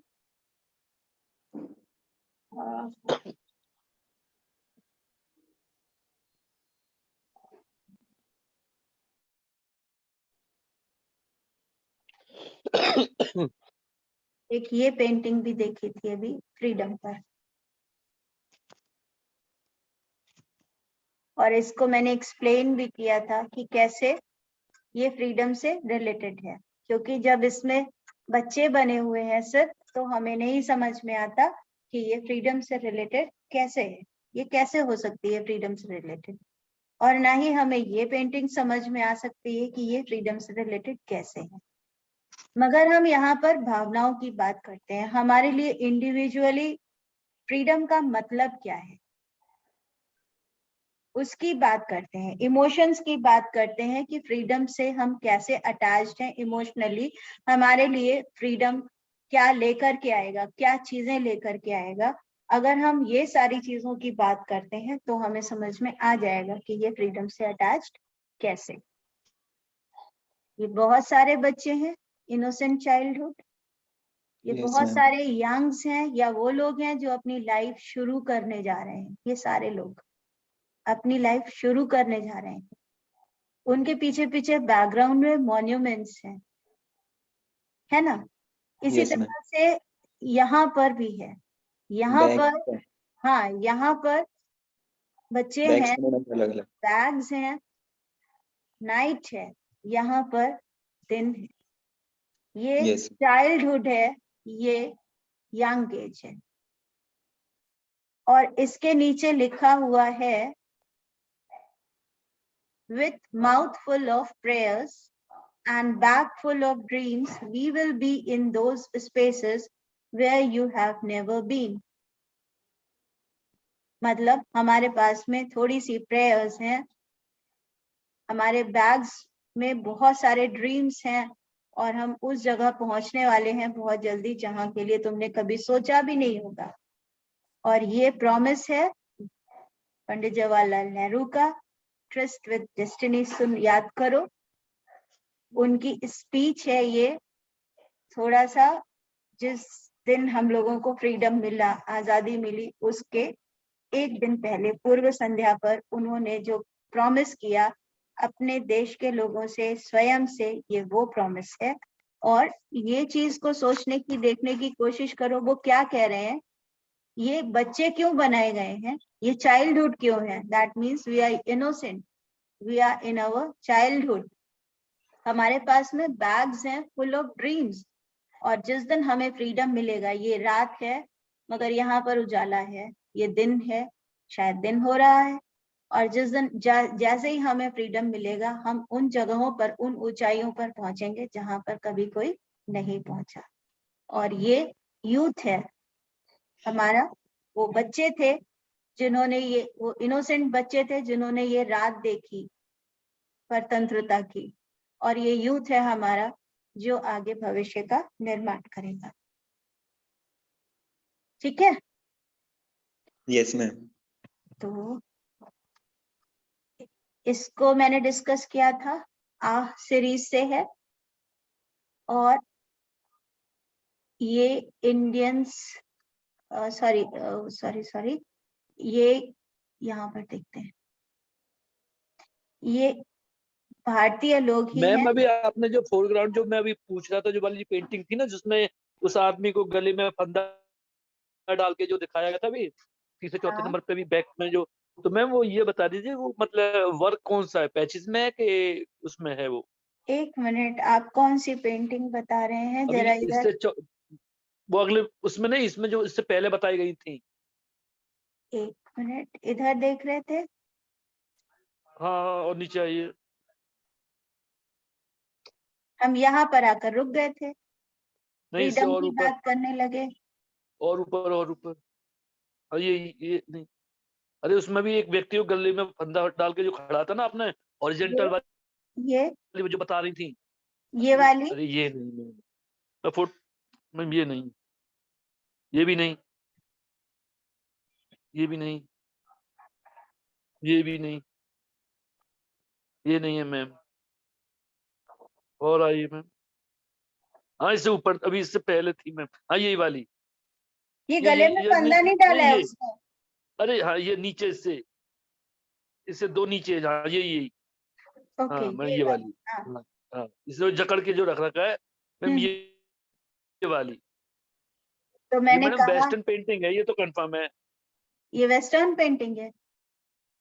हाँ ये इनकी ड्रेसअप से तो नहीं लगता कि ये वेस्टर्न है। हाँ वैसे, हाँ तो फिर इंडिया नहीं है ये। सही है बिल्कुल। मैं इसी को सर्च कर रहा था मैम, हम्म, लेकिन मैं इससे अलग अलग बहुत सारी निकल के आ गई, वो भी फोरग्राउंड में ही निकल के आई। ढूंढ कर देखिए, नहीं मिलेगा तो मैं बताऊंगी। हाँ मैं ढूंढ के तो देखूंगा। ये बता दो टाइप कौन सा, बस ये बता दीजिए। ये भी मैं ही बताऊं? फिर तो मैं देख ही लूंगा। फिर आप रिसर्च क्या करेंगे?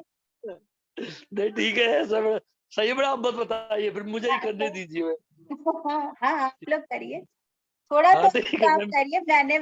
मैंने तो जितना करना था किया, थोड़ा काम हाँ आपका हाँ भी है, आप भी करिए। ठीक है अब मैम, मैं करूंगा मैम। हाँ, अभी देखो, हम लोग वो एक पेंटिंग देख रहे थे जो फ्रीडम के बारे में थी, हम्म। लिबर्टी, वो भी फ्रीडम के बारे में थी, और एक ये पेंटिंग है फ्रीडम के बारे में। तो एक ही इमोशन को अलग अलग आर्टिस्ट कैसे डिपिक्ट करते हैं, है ना? ये भी यस मैम। फ्रीडम है, नहीं? और सबसे अच्छी बात ये है कि हम बोलते हैं कि ये कटा हुआ है, ये खराब हो जाएगा, ये गलत है। क्या ये कम है? कहीं कुछ अधूरा है? नहीं, अपनी बात पूरी कह रही है। कटा या अधूरा या पूरा कुछ है ही नहीं यहाँ पर, है ना? यस। और ये पेंटिंग,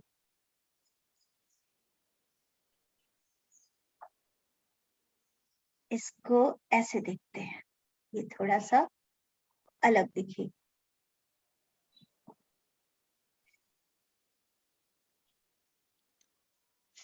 कलर ब्लॉक्स, आपने पूछा था ना एब्स्ट्रैक्शन,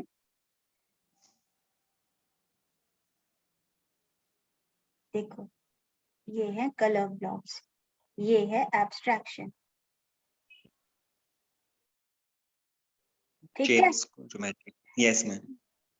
और सबसे बड़ी बात है लाइंस का यूज। कैसे? ये लाइंस जो हैं हमें बहुत कुछ सजेस्ट करती हैं, और जैसे मैंने बताया था ना, सजेशंस बाय लाइंस, वो वाली चीज। ये देखो, यहाँ से ऐसे यस। ये जो जा रही है, ये नेगेटिव स्पेस क्रिएट कर रही है इसके लिए। यहाँ पर देखो, ये व्हाइट है, ये ग्रे है, और इधर में यही स्पेस व्हाइट है।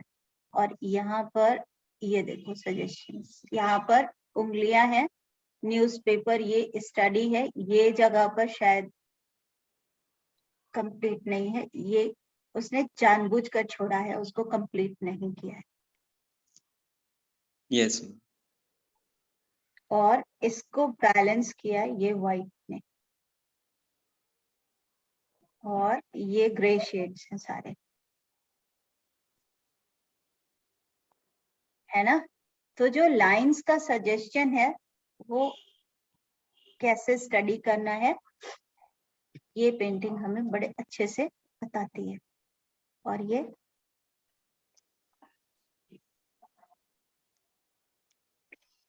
ये हमें कुछ ऐसा लग रहा है जैसे ये इसको पकड़ करके खड़ी हुई है, पर एक्चुअली ये कुछ है ही नहीं, केवल कलर का डैब है। कुछ है क्या? नहीं मैम। ये नो मैम। है और कुछ भी नहीं है, देखो। और ये शैडो, ये है आपकी स्फुमेतो टेक्निक। आप देख रहे हो कि कैसे आर्टिस्ट अलग अलग टेक्निक्स को, और ये चारकोल्स हैं और ये कलर है, कैसे आर्टिस्ट अलग अलग टेक्निक्स को यूज करता है, एक्सप्लॉइट करता है अपने एक्सप्रेशन के लिए। Yes ma'am. ये तो जानते होंगे किसकी है।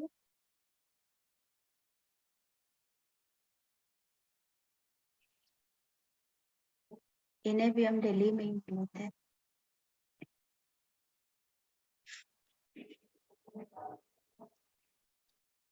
ये आर्ट वर्क, ये आर्ट वर्क, ये आर्ट वर्क नहीं, ये तो नहीं, ये मुझे बहुत अच्छा लगता है, खास तौर से ये बबल्स। YouTube पे बहुत आता है हाउ टू पेंट बबल्स, ये उस टेक्निक से नहीं बना है।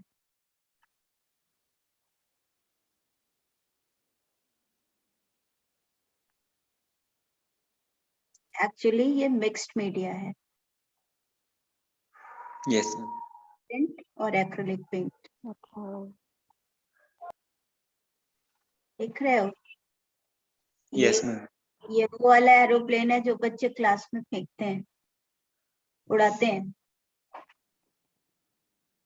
और ये फिनिशिंग, फोटोग्राफिक फिनिशिंग। और ये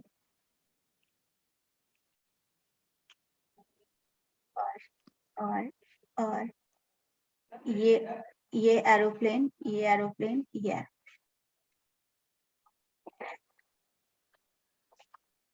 है ना, एक्सप्लॉइटेशन। Yes ma'am. मैम एक क्वेश्चन था कि अगर हम ऑयल कलर से पेंटिंग करें और वो सूख जाए तो उसके ऊपर क्या एक्रेलिक से कुछ भी कर सकते हैं? कर सकते, ओके। आराम से कर सकते हैं। एक्रिलिक किसी भी बेस के लिए पता चल गई मैम उस पेंटिंग के बारे में। क्या क्या पता क्या चल गया मैडम। पता चल गया? मैडम गुप्ता गुहस पेंटिंग का नाम, और वो है गुलाम मोहम्मद शेख की। एग्जैक्टली यही में। Yes ma'am.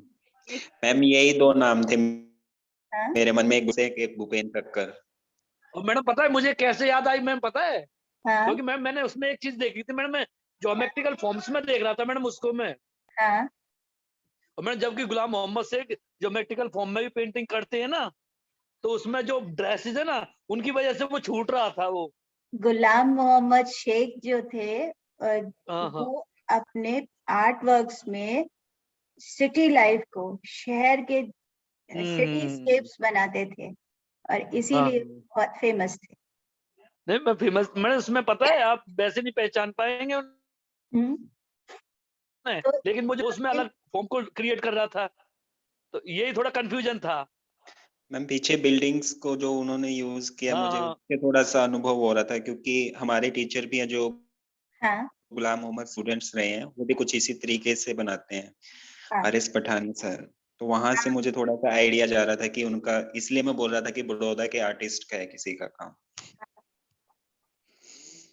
तो मुझे अच्छा लगा आपने उसको रिसर्च किया। अब देखो ठीक है। यही तो बात है ना, इसी को तो कहते हैं कि थोड़ा सा एक्सरसाइज होना चाहिए हमारे ब्रेन की। अभी इसमें बहुत सारे आर्ट वर्क्स हैं जिनको आप अभी शायद नहीं पहचान रहे हैं, या शायद आप देख रहे हैं, सोच रहे हैं, वहां तक पहुंचने की कोशिश कर रहे हैं, धीरे धीरे करके आप पहचान जाओगे, यस मैम, है ना। Yes ma'am. तो मुझे लगता है कि आप लोग एंजॉय करोगे इस टॉक को, आपको अच्छे लगेंगे ये आर्टवर्क्स। और यस ये एक आर्टवर्क है जैक्सन पोलॉक का, एक्शन पेंटिंग का एग्जाम्पल है। और सब लोग ही बात करते हैं जैक्सन पोलॉक की एक्शन पेंटिंग के बारे में। इसमें देखो, सब कहते हैं ना क्या किया है, वही तो है, बस यूं ही तो डाल दिया रंग ऊपर से। एक्शन पेंटिंग की। पर ये देखो कि हाँ मोमेंट्स ऑफ कलर्स का है। हाँ, उन्होंने मूवमेंट कैसे क्रिएट किया है, और ये देखो कि लेयर्स कैसे उन्होंने क्रिएट की हैं, और लेयर्स जब क्रिएट की हैं तो डेप्थ क्रिएट हुई है। मैम आप देख लो अब। हाँ मैम, एक आर्टिस्ट है मैडम, जेम्स फॉरेस्टियर, फॉरेनर है मैडम, वो भी इस तरीके की पेंटिंग्स बनाते हैं मैडम, एक्शन पेंटिंग में, जैसे आप जो बता रही ना ये वाली हाँ जैक्सन पोलॉक टाइप की, वो हाँ मैम मेरे फेसबुक पे जुड़े हुए हैं मैम। हाँ होंगे। तो उनका भी वर्क मैडम ऐसा ही है।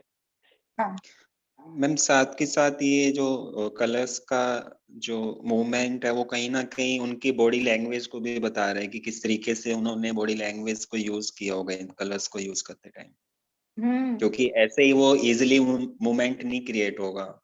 नहीं कलर्स नहीं, बॉडी लैंग्वेज के साथ काम करेगी जो नहीं दिखेगी। बिल्कुल,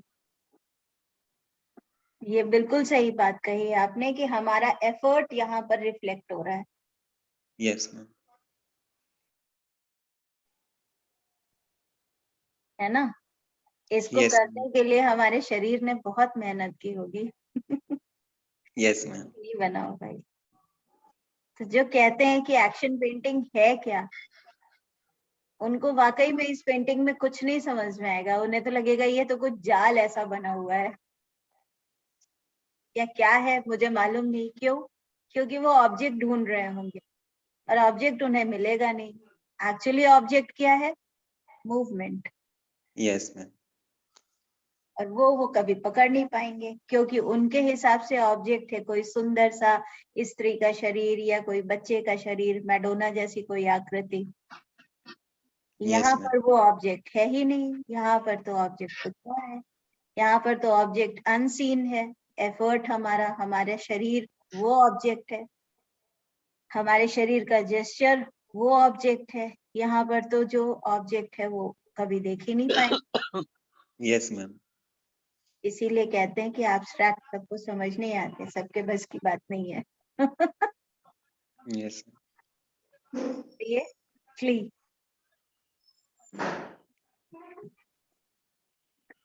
वॉल पेंटिंग है। पॉल की ma'am. Yes ma'am.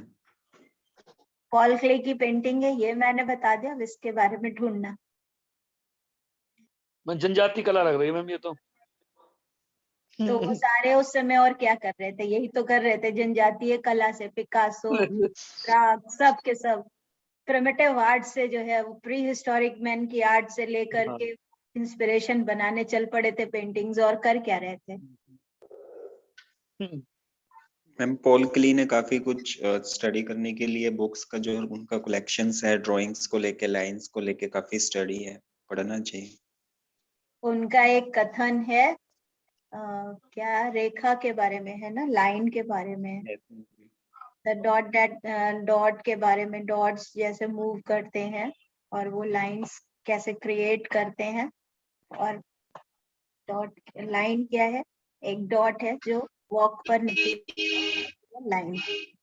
Yes ma'am. इसकी 2-3 बुक्स हैं, मैंने थोड़ा थोड़ा पढ़ा है इनके बारे में। पॉल क्ली का ही जो कॉन्सेप्ट है, उसी से ही एब्स्ट्रैक्शन की शुरुआत होती है, ऐसा समझ। Yes ma'am. उन्होंने ही सबसे पहले ये बताया था। जो दरेन का एक कथन है, स्टेटमेंट है, सॉरी, कि कोई भी आर्ट वर्क, किसी लड़की का शरीर या किसी घोड़ा का शरीर बनाने के पहले एक कलर का मास होता है, केवल कलर होता है, फ्लैट सरफेस। वही चीज हमने आपको सबसे पहले दिन बताई थी कि अगर आप फील्ड्स के बारे में सोचे, खेतों के बारे में सोचे, पहाड़ों के बारे में सोचे, तो ऑब्जेक्ट हटा दो, शेप हटा दो, उस जगह पर सिर्फ रंग सोचो, तो आपको एब्स्ट्रैक्ट पेंटिंग मिल जाएगी। यस मैम, रोताको का रॉथ। रोत, यस। तो वो कॉन्सेप्ट ही वही है, सबका बेसिक कॉन्सेप्ट वही है पूरे एब्स्ट्रैक्शन का, कि ऑब्जेक्ट नहीं है वहां पर, केवल ऑब्जेक्ट का सिंबल, एक छोटा सा कोई ऐसा सजेशन है जो हमें पूरी कहानी बता देता है ऑब्जेक्ट की। Yes ma'am. पूरा ऑब्जेक्ट पेंट करने से हमें मतलब नहीं। भी हो सकेगा तो हम आपको कुछ आर्ट वर्क्स आगे जब इंट्रोड्यूस करेंगे फॉर्म्स के बारे में, आर्ट फॉर्म्स के बारे में, तो कुछ आर्ट वर्क्स उनके भी दिखाएंगे, उनके बारे में भी बात करेंगे। Yes ma'am. ठीक है, और ये हम डिस्कस कर चुके हैं, डेथ ऑफ मारा यस। डेविड की पेंटिंग है। अभी ये पेंटिंग में और ये पेंटिंग में देखो स्टार्क डिफरेंस है, एक्सप्रेशन दोनों में है, पर ये रिप्रेजेंटेशन का फर्क देखो, स्टाइल का फर्क देखो, है ना, और यस मैम। सब्जेक्ट का भी फर्क देखो। This is called time lapse. समय आगे बढ़ रहा है, ठीक है। Yes ma'am. तो हम लोगों ने आज ये देखा कि कैसे हम लोग